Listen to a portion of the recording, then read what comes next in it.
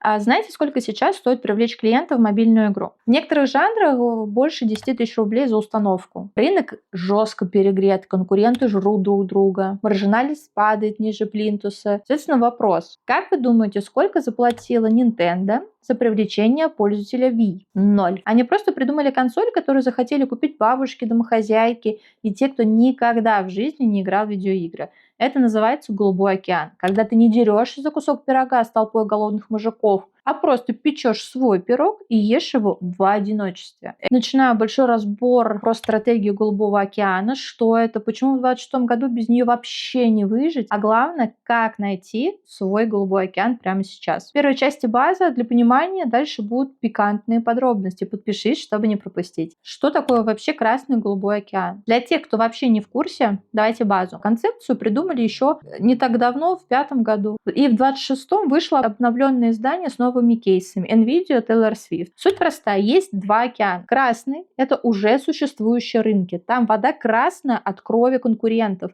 Границы четкие, правила понятные, всех друг друга ненавидят, демпингуют, копируют, пытаются отжать чужую долю. Это zero-sum game. Если ты выиграл, то кто-то проиграл. Голубой океан – это просто непаханное поле. Ты создаешь спрос там, где его не было. Конкуренция отсутствует, потому что ты первый. Ты не отбираешь клиентов, ты создаешь новых и живешь в кайф, пока толпа не подтянет. Слышали фразу «лучший способ победить конкуренции – перестать в ней участвовать»? Это как раз-таки про Голубой океан. Классический пример – это цирк Дю Солей. Они не пошли в цирковый бизнес драться с братьями какими-нибудь там Запашными за клоунов и животных. Они убрали животных, добавили театр, подняли цены и собрали новую аудиторию взрослых, которые ненавидят цирк, но обожают искусство. Теперь про главный термин. Ценностная инновация. Большинство бизнесов живут в парадигме выбора. Либо ты делаешь дешево, либо ты делаешь качественно. Либо низкая цена, либо высокая ценность. Компромисс, как в жизни. Голубой океан ломает этот выбор. Ты должен сделать одновременно дешевле за счет того, что ты убираешь лишнее, и ценнее за счет того, что ты добавляешь новое. Это и есть ценность инновация. Когда покупатель получает больше, а платит меньше или столько же. Например, в 2026 году NVIDIA, они не просто делали видеокарты для геймеров, они видели, что те же чипы нужны для ишки, для дата-центров, для каких-нибудь там автономных машин. Они создали новый рынок там, где конкуренты видели только еще одна железяка. Теперь про 26 год. Почему именно сейчас стратегия Голубого океана становится не просто преимуществом,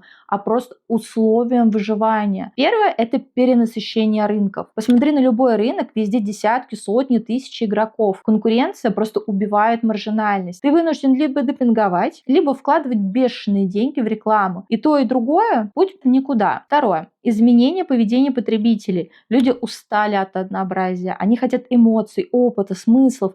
Если ты просто продаешь товар, ты никто. Если ты продаешь впечатление, ты бог. Третье – это новые технологии. ИИшки, какие-нибудь там устойчивое развитие. Это не просто тренды, это новые континенты, которые только открываются. Те, кто зайдет туда первыми, будут собирать сливки в ближайшие лет 10, наверное. Четвертое – это скорость изменений. Раньше у тебя было 10-15 лет, чтобы наслаждаться лидерством. Сейчас цикл сократился до 3-5 лет. Если ты не ищешь новый океан постоянно, есть вероятность загнуться, когда твой океан покраснеет. Один из ключевых инструментов поиска Голубого океана – это работа с неклиентами. Итак, есть 3 уровня неклиентов. Первый – это те, кто покупают чуть-чуть, но мог бы купить больше. Они уже с тобой, но ты их недополучаешь. Соответственно, тут вопрос, что им мешает покупать чаще. Второй уровень – это те, кто сознательно отказался. Они попробовали твой продукт или продукты твоих конкурентов и решили, что это не для них. Соответственно, тут вопрос, что их не устроило. Третий уровень – это те, кто вообще про тебя никогда не слышал.